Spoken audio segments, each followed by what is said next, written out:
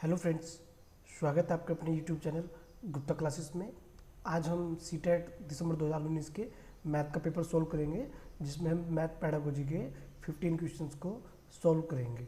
तो चलिए शुरू करते हैं। क्वेश्चन नंबर 1, निम्नलिखित में से किसे संरचनात्मक या रचनावादी गणितीय कक्षा का लक्षण नहीं माना जा सकता है। तो ऑप्शन देखेंगे इसके। प्राथमिक स्तर पर आकलन के लिए विषय परक प्रकार की परीक्षा का उपयोग किया जाता है। अगर हम हिंदी में कुछ कंफ्यूजिंग रहेंगे तो हम इंग्लिश का वर्ड चेक कर लेंगे। मेरी आपसे ये पर्सनली एडवाइस भी है कि अगर कोई वर्ड हिंदी में कंफ्यूजिंग लगे आप उसको इंग्लिश में ज़रूर देख लें। ये देखिए, अगर हम देखें विषय परक, तो विषय परक हो जाता है ऑब्जेक्टिव टाइप। तो यानी कि ये ऑप्शन क्या कह रहा है, जो आकलन किया जाता है, जो बच्चे का टेस्ट किया जाता है, जो असेसमेंट किया जाता है, उसमें हम ऑब्जेक्टिव टाइप का यूज करते हैं। तो देखेंगे ऑप्शन। गणित और दूसरे पाठ्येतर क्षेत्रों के बीच के संबंधों को उजागर किया जाता है। यानी कि जो गणित है और उसका जो दूसरे क्षेत्र हैं, जैसे अगर हम कहें फिजिक्स में या केमिस्ट्री में ये सब्जेक्ट हो गए, या अगर हम बोले कि इसका डेली लाइफ में भी यूज होता है, तो उनके संबंधों को उजागर किया जाता है। तो गणित के अधिगम में भाषा और संवादों की भूमिका पर उचित ध्यान जाता है।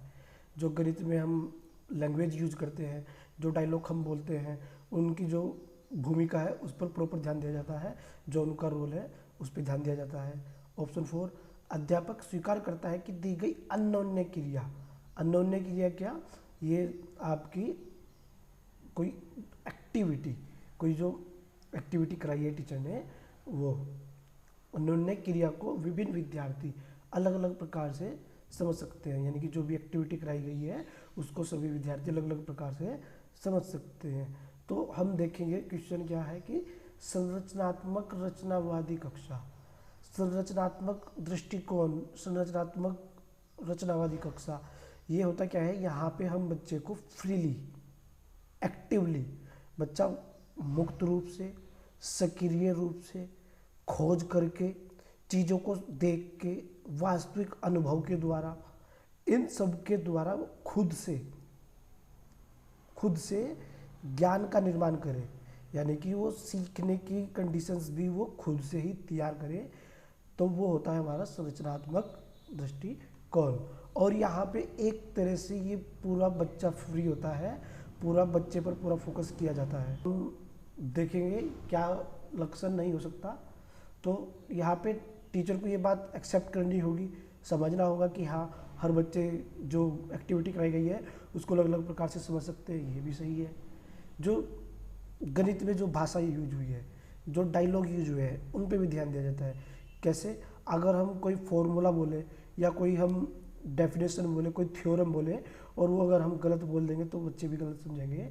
तो जो लैंग्वेज है, जो डायलॉग है, उनका भी पूरा रोल होता है। बिल्कुल सही। गणित और जो दूसरे क्षेत्र हैं जैसे डेली लाइफ में भी इसका भी उजागर किया जाता है, ये भी बिल्कुल सही है। लेकिन ये विषय परक परीक्षा, ऑब्जेक्टिव टाइप टेस्ट, हम ये नहीं कराते हैं, क्योंकि ऑब्जेक्टिव टाइप टेस्ट में बच्चे तुक्के भी मार सकते हैं, तो बच्चा वहाँ पे चीज़ों को करके नहीं सीखेगा। इसका ऑप्शन हो जाएगा ऑप्शन नंबर 1। नेक्स्ट क्वेश्चन देखेंगे। क्वेश्चन नंबर 32, निम्नलिखित में से कौन से कथन की सहमति गणित के संरचनात्मक रचनावादी दृष्टिकोण से की जा सकती है। ये सेम क्वेश्चन है, बिल्कुल वही से है, सेम थ्योरी से है। अब इसके ऑप्शन देखेंगे। गणित विषय परक है, यानी कि मैथमेटिक्स जो है ऑब्जेक्टिव है। विषय परक अगर इधर देखें इंग्लिश में ऑब्जेक्टिव, तो ये बात तो गलत है, गणित विषय परक नहीं है। मानस दर्शन गणित का महत्वपूर्ण पहलू है। अब कुछ बच्चे यही कंफ्यूज हो जाएंगे कि ये मानस दर्शन क्या है। इसको हम क्या करेंगे, इंग्लिश में चेक करेंगे। विजुअलाइजेशन, विजुअलाइजेशन क्या, जो सामने विजुअल है, विजुअल जो दिखता हो, यानी कि रियल लाइफ। तो ये हो सकता है, क्योंकि रचनावादी दृष्टिकोण यही कहता है कि बच्चों को आप चीज़ों को सामने, कंक्रीट, मूर्त, इनके माध्यम से सिखाओ। गणित तथ्य को सीखने के बारे में है, नहीं, ये नहीं है। क्यों, क्योंकि हम गणित में फैक्ट्स नहीं सीखते हैं, गणित में हम फैक्ट्स नहीं सीखते हैं, हमें गणित को सीखना है, गणित के फैक्ट्स नहीं सीखने हैं। गणितज्ञों से सच्चाई का आविष्कार अपेक्षित होना चाहिए। यानी कि जो हमने कोई भी थ्योरम करी है या कुछ भी डिस्कवर किया है तो उसका प्रूफ होना चाहिए, उसका ट्रुथ होना चाहिए। ट्रुथ, ऐसा भी कुछ नहीं है कि कोई उसका ट्रुथ ही लाएंगे, ऐसा बिल्कुल नहीं होता है, क्योंकि मैथ्स में बहुत सब चीज़ें प्रैक्टिकली भी होती है और कुछ चीज़ें हम लेट कर लेते हैं, मान लेते हैं। तो ये वाली बात भी यहाँ पे नहीं होगी कि हमें उसका जो आविष्कार किया गया है उसका सच्चाई चाहिए, उसका ट्रुथ चाहिए, ऐसा नहीं है। तो यही वाला पॉइंट बचता है हमारा पॉइंट 2 कि मानस दर्शन गणित का महत्वपूर्ण पहलू है विजुअलाइजेशन, जो चीज़ों को देखकर बच्चा सीख रहा है। तो इसका हो जाएगा ऑप्शन नंबर 2। नेक्स्ट क्वेश्चन देखेंगे, क्वेश्चन नंबर 33। निम्नलिखित में से कौन सा क्रियाकलाप बच्चों में त्रिविम समझ को विकसित करने के लिए अधिक उपयुक्त है? ये यहाँ पे देखिए, अगर हम त्रिविम समझ, तो त्रिविम समझ से हम क्या सोच सकते हैं कि ये 3D, लेकिन ये यहाँ पे 3D का क्वेश्चन नहीं है, क्योंकि प्राइमरी लेवल पर बच्चों को 3D वगैरह नहीं पढ़ाया जाता है। तो ये त्रिविम समझ क्या है, इसको हम अगर इधर इंग्लिश में देखेंगे तो ये होगा डेवलपमेंट ऑफ स्पिरिचुअल अंडरस्टैंडिंग। इसको बोलते हैं स्थानिक समझ, यानी कि किसी एक स्थान की प्रॉपर समझ जो होती है, किसमें होती है? ये होती है आपके मैकेनिक इंजीनियर में, मूर्तिकार में, जो ये पुल वगैरह का निर्माण करते हैं, जो स्थान से रिलेटेड होते हैं, रियल लाइफ वाला। तो स्थान की समझ वाला है ये, तो 3D का नहीं है। तो ये जरूर देखेंगे कि इस तरह के जो वर्ड होंगे उनको हमको इंग्लिश में जरूर चेक करना होगा। तो हमें बच्चों में स्थान की समझ विकसित करनी है, और वो भी करनी है कैसे? रियल लाइफ वाली। चंद्रमा के उदय होने का समय लिखना, यहाँ पे कोई स्थान की बात नहीं है।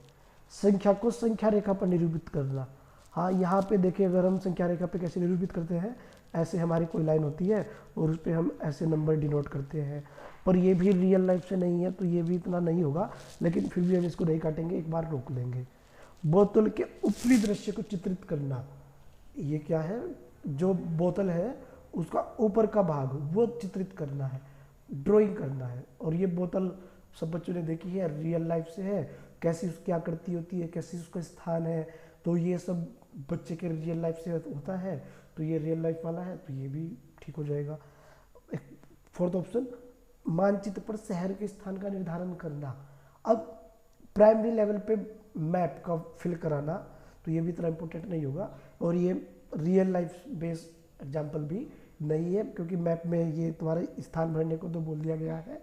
लेकिन हम ये देखेंगे कि प्रॉपर रियल लाइफ स्थान वो किस में है, तो ये किस में आ रहा है? हमारा बोतल के ऊपर दृश्य को चित्रित करना, इसका हो जाएगा ऑप्शन नंबर 3। नेक्स्ट क्वेश्चन देखेंगे, क्वेश्चन नंबर 34। गणित के अधिगम के संबंध में निम्नलिखित में से क्या सही नहीं है? क्या सही नहीं है? विद्यार्थियों की सामाजिक आर्थिक पृष्ठभूमि का गणित के निष्पादन पर असर होता है। विद्यालय में दिए जाने वाले निर्देशों की भाषा का असर बच्चे के गणित के प्रदर्शन पर हो सकता है। गणित में उत्कृष्ट प्रदर्शन की प्रतिभा स्वाभाविक होती है। फोर्थ, अध्यापक के सीखने वालों के प्रति विचारों का अधिगम परिणामों पर प्रभावशाली असर होता है। अगर हम इसको देखें तो फोर्थ ऑप्शन, अध्यापक के सीखने वालों के प्रति विचारों का अधिगम परिणामों पर प्रभावशाली असर होता है। यानी कि जो टीचर है वो जो बच्चे सीख रहे हैं उनकी क्या थिंकिंग है और टीचर उसके बारे में क्या सोच रहा है, तो ये इफ़ेक्टिव होगा, क्योंकि अध्यापक यहाँ पे जो बच्चे सीख रहे हैं उनकी क्या थ्योरी है उसका असर पड़ेगा, क्योंकि अगर टीचर उनके बारे में ज़्यादा ध्यान नहीं देगा तो बच्चे कम सीख पाएंगे। अगर वो उनके विचारों को एक्सेप्ट करता है, उन पे डिबेट वगैरह करता है, या वो उन पे कुछ भी थ्योरी वगैरह को करता है, तो ये इफेक्टिवली होता है। तो जो बच्चों की थिंकिंग है वो हमारे लिए लर्निंग पे ज़्यादा से ज़्यादा इफेक्ट डालती है। अब ये थर्ड पॉइंट, गणित में उत्कृष्ट प्रदर्शन की प्रतिभा स्वाभाविक होती है। यानी कि जो हमारी एबिलिटी है मैथ को परफॉर्म करने की, वो स्वाभाविक होती है, यानी कि हर एक बच्चे में मतलब खुद से होती है कि हाँ कि मैं ये मैथ को इसका प्रदर्शन अच्छे से कर पाऊँगा। अभी ये देखें ऐसा तो नहीं होता, लेकिन हो सकता है, पर प्रॉपरली हम नहीं कह सकते कि ये चीज़ स्वाभाविक होती है, क्योंकि जब तक अगर बच्चे को मैथ नहीं पढ़ाया जाएगा, उसको नहीं बताया जाएगा, तो वो प्रदर्शन नहीं कर पाएगा। फिर भी अभी हम इसको रोक के चलेंगे, देखेंगे। विद्यालय में दिए जाने वाले निर्देशों की भाषा का असर बच्चे के गणित के प्रदर्शन पर होता है। बिल्कुल होता है, क्योंकि जो बच्चे को निर्देश दिए जाते हैं वो किस भाषा में दिए जा रहे हैं, कि भाषा का माध्यम क्या है, ये बच्चे को धमका के दिए जा रहे हैं, बच्चे को समझा के दिए जा रहे हैं, तो ये गणित के प्रदर्शन पर भी प्रभावी होता है, ये भी प्रभाव डालता है। विद्यार्थियों की सामाजिक आर्थिक पृष्ठभूमि का गणित के निष्पादन पर असर होता है, ये भी होता है, क्योंकि अगर बच्चे को यही देखें कि बच्चा सामाजिक कब से समझे, अगर हम कि अगर एक बच्चा अच्छी सोसाइटी से है और एक बच्चा बेकार सोसाइटी से है, तो वो मैथ पे इफेक्ट डालेगी। कैसे? क्योंकि जो ये बेकार सोसाइटी के जो लोग होते हैं वो अपने लोगों को इतना पढ़ाने लिखाने पर ज़्यादा ध्यान नहीं देते हैं अच्छे लोगों की अपेक्षा, तो इसका इफेक्ट पड़ता है।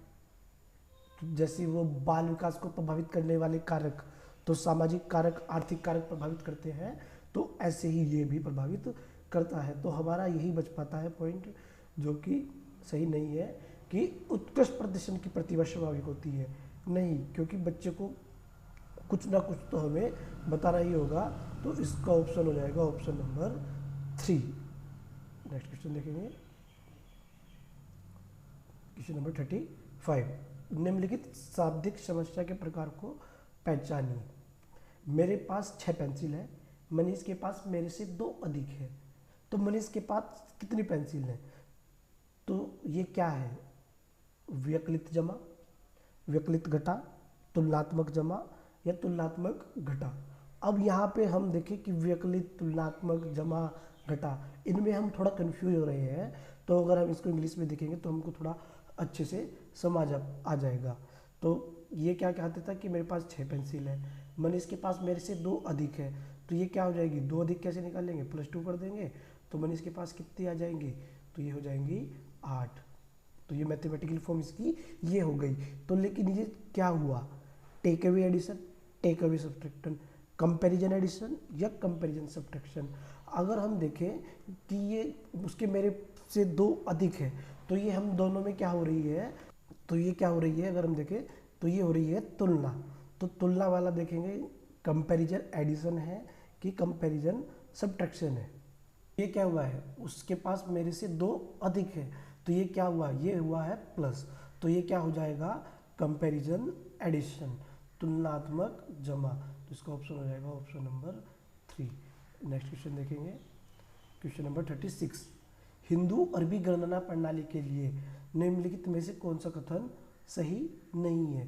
हिंदू अरबिक सिस्टम, ठीक है, तो इसमें आधार 2 की प्रणाली का पालन किया जाता है, यानी कि बेस 2 सिस्टम। यह गुणनात्मक प्रकृति का है, एक संख्या में अंक की स्थिति इसका मान बताती है। यह योगात्मक प्रकृति का है। तो देखें योगात्मक प्रकृति का है, एडिटिव, तो इसमें एडिशन वाला भी होता है, बिल्कुल सही है। ये मल्टीप्लिकेटिव नेचर का भी है, ये भी बिल्कुल सही है। एक संख्या में अंक की स्थिति इसका मान बताती है। देखिए अगर हम देखें कोई भी अंक ले लें, जैसे ये है, एक संख्या हो गई हमारी 87, तो जो इसकी अंक की स्थिति क्या है? 8, तो ये इसकी वैल्यू बताती है, क्या हो जाएगी इसकी? ये अगर हम बताएं प्लेस वैल्यू भी बता देती है और ये फेस वैल्यू भी बता देती है, तो इसकी प्लेस वैल्यू हो सकती है 80, तो ये भी बात बताती है।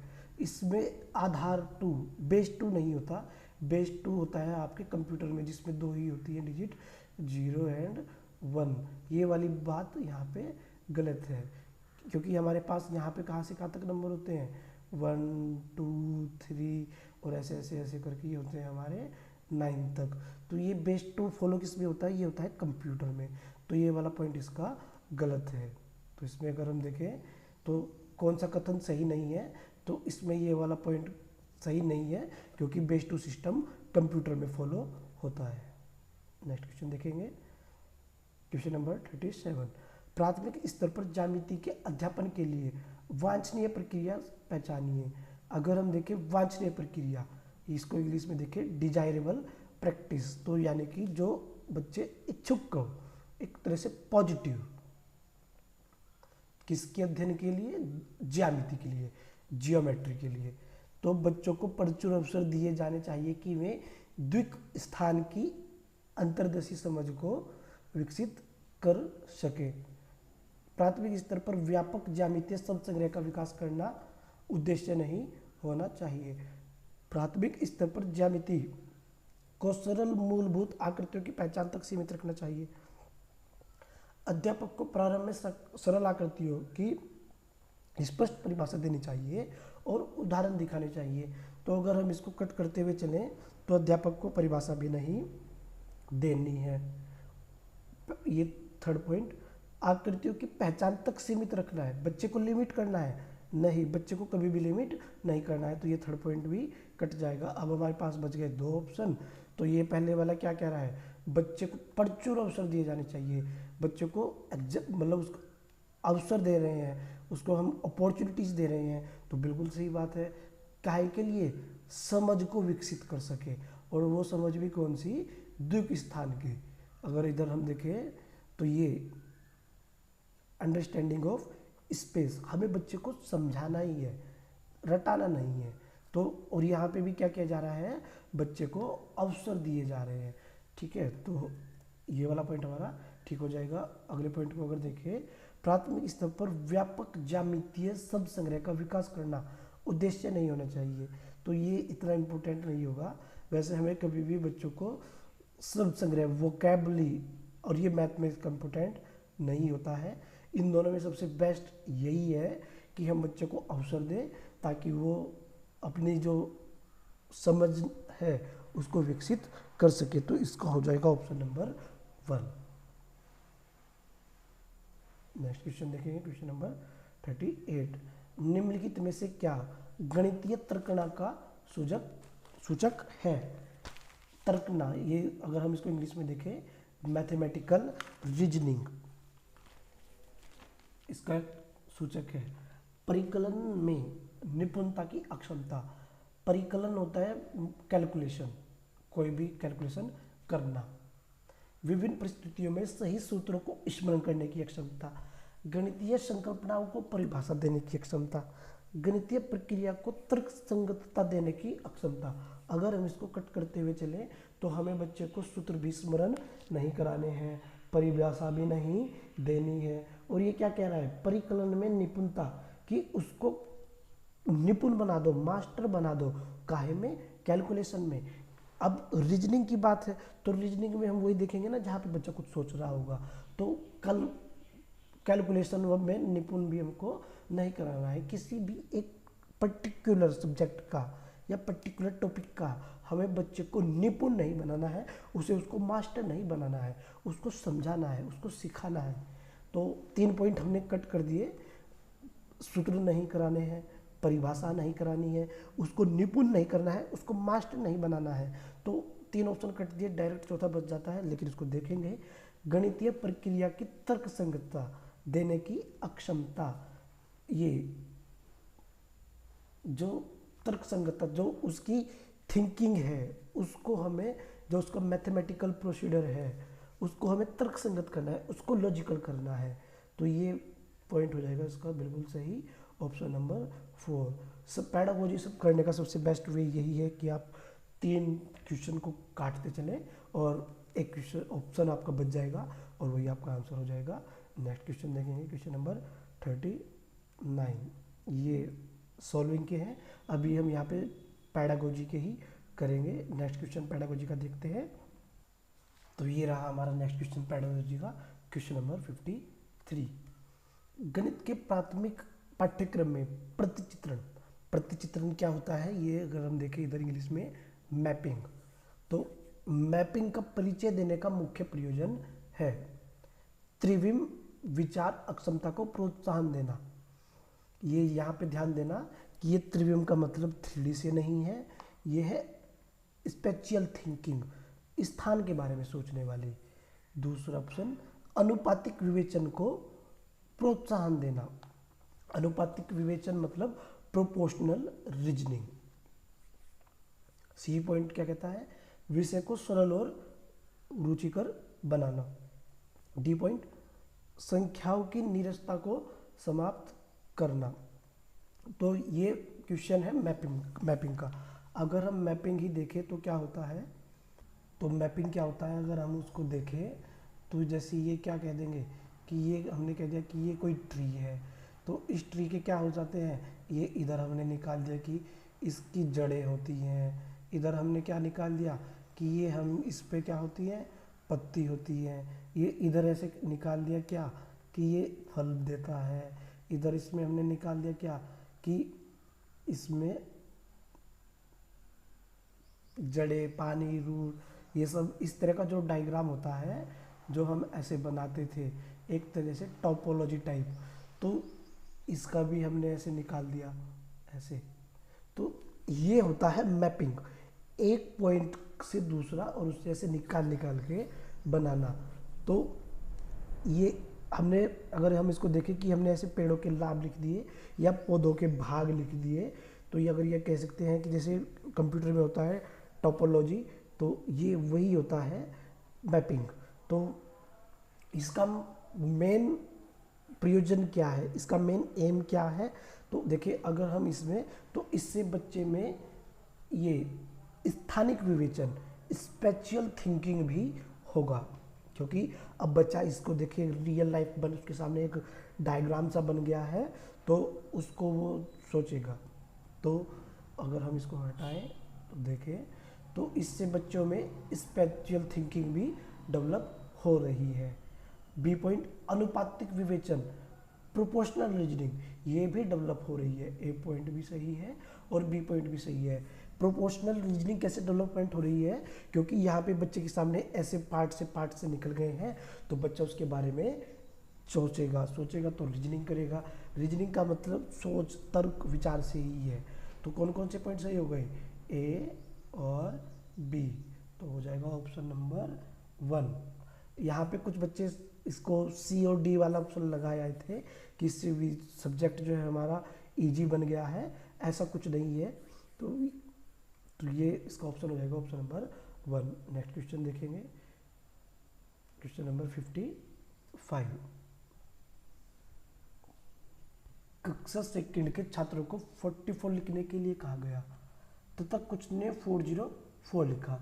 अध्यापक के रूप में आप इसको कैसे संबोधित करेंगे। तो आपने बोला था कि बच्चों 44 लिखो, लेकिन बच्चों ने क्या लिख दिया, गलत लिखा है और उन्होंने लिख दिया है 404। तो हम टीचर के रूप में क्या करेंगे, ऑप्शन 1, उनको उस समूह में रखेंगे जिसने सही लिखा है, उन्हें सही उत्तर प्राप्त करने के लिए कहेंगे, उनकी कॉपियों में सही उत्तर लिख देंगे, उन्हें मूर्त पदार्थ से विनिमय नियम समझाएंगे। मूर्त जो सामने उनके होता है उनके माध्यम से हम उनको समझाएंगे। तो अगर हम देखें तो जब भी अगर कोई बच्चा इस तरह गलत करता है तो हम उसको ये वाला पॉइंट देखें, उनकी कॉपियों में सही उत्तर लिखेंगे नहीं। अगर बच्चे ने गलत लिख दिया, हमने उसको सही लिख के दे दिया, फिर तो वो बच्चा बार बार वही गलती करता रहेगा। हम उसको ऐसे नहीं लिखेंगे, हमें उसको समझाना होगा। उन्हें सही उत्तर प्राप्त करने के लिए कहेंगे, ये वाली बात भी नहीं होगी कि आपको इसका सही उत्तर इसको आपको ढूंढो। जब बच्चे ने उसको गलत लिख दिया है, अब ये हमारा दायित्व है, हमारी रेस्पॉन्सिबिलिटी है कि हम इसको समझाएं। उसे उस समूह में रखेंगे जिसने सही लिखा है। अब उसको ग्रुप में ही रख दो जिसने इसको सही लिखा है। ऐसे भी हमें उसको ग्रुप में रख के क्या फ़ायदा कि अब हमने इसको बोला था लिखने के लिए, वो उसने गलत किया है। प्राइमरी लेवल पे हमारा मेन मैथमेटिक्स पढ़ाने का पर्पज़ यही है कि बच्चों को समझाना। तो अब हम क्या है, हम उसको क्या करेंगे, उसको रियल लाइफ ऑब्जेक्ट से उसको समझाएंगे। तो इसका हो जाएगा ऑप्शन नंबर 4। जब भी अगर बच्चा कोई कुछ गलत करता है तो उसको हमें समझाना होगा, ये नहीं कि आप उसको 10 बार लिख लो, 5 बार लिख लो या दूसरे बच्चों में बांट दो, ऐसा बिल्कुल भी नहीं करना है। नेक्स्ट क्वेश्चन देखेंगे, क्वेश्चन नंबर 56। एनसीएफ 2005 के अनुसार निम्नलिखित में से कौन से विषय प्राथमिक विद्यालय में गणित पाठ्यक्रम का भाग नहीं है। एनसीएफ 2005 के अनुसार जो मैथ के सिलेबस से जो उसके टॉपिक्स हैं मैथ वाले, वो इनमें से कौन कौन से नहीं हैं प्राइमरी लेवल पर। अगर हम देखें तो कौन कौन से होते हैं, तो हम बच्चों को अगर देखा तो हम बच्चे को पैटर्न भी पढ़ाते हैं, बिल्कुल, टॉसलेशन, चौपड़, टाइलिंग ये भी पढ़ाते हैं, समिति, सिमेट्री ये भी पढ़ाते हैं। लेकिन बच्चों को हम प्राइमरी लेवल पर रेशो, अनुपात नहीं पढ़ाते हैं। तो यहाँ उसका क्या हो जाएगा, ऑप्शन नंबर 2। नेक्स्ट क्वेश्चन देखेंगे, क्वेश्चन नंबर 57। सूत्र का प्रयोग किए बिना अध्यापक निम्नलिखित में से किन साधनों का प्रयोग कर यह दर्शाने के लिए कर सकता है कि विभिन्न आयाम वाले दो आयतों का क्षेत्रफल समान हो सकता है। यानी कि हमें कोई फॉर्मूला यूज नहीं करना है और वो हमें इसको बताना है कि जो दो आयत है उनका क्षेत्रफल समान हो सकता है। जैसे अगर हम देखें कि हमने ये एक आयत ये बना दिया और एक आयत हमने कोई और दूसरा बना दिया, जिनकी लंबाई और चौड़ाई अलग अलग है पर इनका हमें एरिया बराबर हो सकता है। जैसे अगर हम इसकी देखें कैसे, अगर हम इसकी 8 × 12 मान लें तो इसका एरिया कितना हो जाएगा 96, और इसको हम 16 × 6 मान लें तो इसका भी एरिया कितना हो जाएगा 96। लेकिन हमें यहाँ पे फॉर्मूले का यूज नहीं करना है, तो वो किस से हो सकता है। तो अब देखिए तो क्या क्या ऑप्शन है यहाँ पे। अगर हम देखें पैमाना, स्केल, अब हम स्केल से क्या कर सकते हैं, इनकी लंबाई और चौड़ाई को माप सकते हैं, लेकिन हम इससे क्षेत्रफल नहीं कर सकते। तो स्केल से अगर हम करें होंगे तो उसके लिए हमें फॉर्मूला चाहिए होगा, तो ए पॉइंट का यूज हम नहीं कर पाएंगे, ठीक है। अब अगर हम देखें ग्राफ पेपर, ग्राफ पेपर पर हम जैसे ग्राफ पेपर आता था उस पर अगर हम आयत बना दें तो वहाँ पे अगर हम उनके डॉट डॉट डॉट ऐसे अगर उनको मेजर कराएं या उनको काउंट कराएं बॉक्स का एक मानकर क्षेत्रफल, तो बच्चा उसको यहाँ पे कर सकते हैं। हम ग्राफ पेपर से बता सकते हैं कि उनका क्षेत्रफल बराबर होगा, तो बी पॉइंट सही है।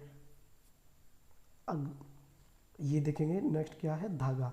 अब वही वाली बात थ्रेड, अगर हम क्या कर लेंगे, धागे से क्या नाप लेंगे, धागे से हम उसका परिमाप तो माप सकते थे लेकिन उसका क्षेत्रफल धागे से हम नहीं माप पाएंगे, तो सी पॉइंट भी कट गया।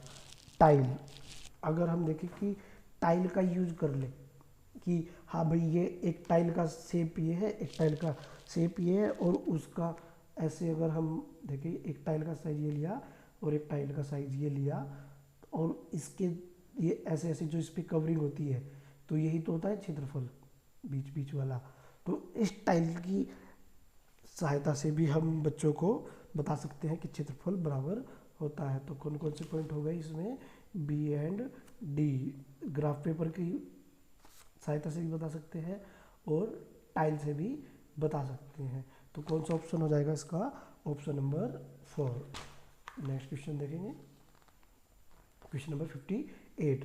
प्राथमिक कक्षाओं में बच्चों को गणित पढ़ाने के लिए बनाई जाने वाली पाठ्य योजना का निम्नलिखित में से कौन सा अति महत्वपूर्ण पहलू है। यानी कि जो बच्चों को मैथ पढ़ाना है और उसके लिए आपको लेसन प्लान बनाना है, तो इस लेसन प्लान का सबसे महत्वपूर्ण पहलू क्या है, विद्यार्थियों को अवसर देना कि वे संकल्पनाओं की संरचना करें, क्रियाकलापों को लिखना और इस संदर्भ में प्रश्न देना, पाठ्यपुस्तक के अनुक्रम का अनुसरण करना, गणितीय संकल्पनाओं को संरचनात्मक ढंग से प्रस्तुत करना। तो लेसन प्लान हमने क्यों बनाया गया है, अगर हम देखें पाठ्यपुस्तक के अनुक्रम का अनुसरण करना, जो सीक्वेंस है उसको फॉलो करना। ऐसी कोई बात नहीं है, टीचर कोई सा टॉपिक पहले भी करा सकते हैं और कोई सा टॉपिक बाद में भी करा सकते हैं। बुक का सीक्वेंस हम फॉलो नहीं करते, इसलिए हम लेसन प्लान नहीं बनाते। क्रियाकलाप को लिखना और इस संदर्भ में प्रश्न देना। अब यहाँ पे जो एक्टिविटी को लिखना नहीं, एक्टिविटी तो हमें करानी है, लिख के क्या फ़ायदा, तो ये भी पॉइंट कट जाएगा। अब हमारे पास बच गए 1 और 4। अब 4 क्या कहता है, गणितीय संकल्पनाओं को संरचनात्मक ढंग से प्रस्तुत करना। तो ये हो सकता है कि उसकी जो मैथ का कंसेप्ट है उनको एक संरचनात्मक ढंग से प्रस्तुत करना है। और एक ये क्या है, पहला ऑप्शन, विद्यार्थियों को अवसर देना कि वे संकल्पनाओं को संरचना करें। हम चाहते क्या है, हम यही तो चाहते हैं कि बच्चा खुद से करे। संरचनावादी दृष्टिकोण यही कहता था कि बच्चा अपना ज्ञान का निर्माण खुद करे, और हमें बच्चों को इसका अवसर देना है, तो यही हो जाएगा ऑप्शन नंबर 1। नेक्स्ट क्वेश्चन देखेंगे, निम्नलिखित में से गणित में उपलब्धि कम होने का कारण क्या हो सकता है। गणित का स्वरूप, व्यक्ति की स्वाभाविक क्षमता, लिंग, सामाजिक सांस्कृतिक पृष्ठभूमि। तो गणित में उपलब्धि कम होने का कारण क्या हो सकता है, गणित का स्वरूप कि मैथ हार्ड है तो इसलिए हम नहीं सीख पाएंगे। ऐसा नहीं होता, कोई भी सब्जेक्ट हार्ड नहीं होता और हर कोई सीख सकता है। मैथ को लड़का भी सीख सकता है और लड़की भी सीख सकती है। तो गणित का स्वरूप ये नहीं हो सकता, लिंग भी नहीं हो सकता, समाज, व्यक्ति की स्वाभाविक क्षमता कि मेरे में एबिलिटी नहीं है कि मैं नहीं सीख सकता, तो ये भी नहीं हो सकता। ये हमने पहले भी किया था। सामाजिक सांस्कृतिक पृष्ठभूमि, ये इस पर प्रभाव डालती है, तो इसका हो जाएगा ऑप्शन नंबर 4। नेक्स्ट क्वेश्चन अगर हम देखें, यह है समझाने के लिए कि 1/4 1/3 से छोटा है, तो कौन सी योजना सबसे अधिक उपयुक्त होगी। तो हमें बताना है कि 1/4 जो है छोटा है किससे, 1/3 से, तो इसके लिए सबसे प्रभावी क्या हो जाएगा। तो अगर हम देखें रियल लाइफ ऑब्जेक्ट हमें यूज करने होंगे, तो संख्या चार्ट का प्रयोग करना कि संख्या पेपर पे दिखा दिया कि लो भाई 1/4 छोटा है 1/3 बड़ा है, तो ये वाली बात भी नहीं होगी। एलसीएम का यूज करना, ये वाली बात भी नहीं होगी। तो अब बची दो ऑप्शन, डाइनिंग ब्लॉक्स और कागज की पट्टी। अगर हम देखें कि कागज की पट्टी का उपयोग, जैसे अगर हम कोई एक ऐसे बड़ा पेपर लें और उसके ऐसे हमने 4 पार्ट्स कर दिए, और एक दूसरा पेपर लें और उसके हमने ऐसे 3 पार्ट कर दिए,